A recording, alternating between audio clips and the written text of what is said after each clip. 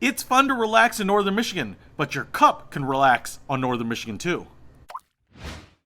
What's happening, Panda Nation? Peter Von Panda here. You know I'm from Michigan. I'm actually from Detroit. So if we look at the mitten state like this, I'm from right about here. Now, if you actually go to northern Michigan, Mackinaw's up here, but right up here, the little tip of the pinky is called Leelanau Peninsula. And there's a highway that runs up and down Leelanau Peninsula called M22. And it's pretty famous. And this is the road sign for it, M22. And it's really cool because M22 is actually fairly short. It only goes up to the top of the peninsula and back down to the other side there. So it's a pretty short highway, but all along that highway are awesome little towns, awesome little villages. It's a great little getaway. It's a total Midwest charming vineyard, wine, cheese country type of experience. But because I love that area, because I drive M22 a lot, because it's a wonderful scenic route, I picked up this set of 4 coasters, and you can see here, they are celebrating M22. So I just thought I would open this up and show you what we get. So we get 4 coasters here.